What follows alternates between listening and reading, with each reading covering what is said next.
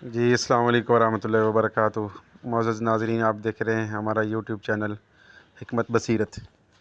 अगर आपने अभी तक सब्सक्राइब नहीं किया तो सब्सक्राइब कर दें और बेल आइकन भी प्रेस कर दें। अगर आप फ़ेसबुक पे या टिकटॉक पे ये वीडियो देख रहे हैं तो पेज को आईडी को फ़ॉलो कर दें। शुक्रिया। ये 2 ऑयल हैं नाज़रीन, ये एक है जी रोग़न कद्दू और रोग़न खशखाश। जिन भाइयों को या जिन बहनों को नींद नहीं आती, डॉक्टरों से दवाई ले के थक गए हैं, इंजेक्शन लगवाते हैं, गोलियां लेते हैं नींद की, आराम नहीं आता, नींद नहीं आती, तो उनके लिए ये कमाल की आइटम है। दोनों ऑयल आपने ले लेने हैं, रोग़न खशखाश और रोग़न कद्दू।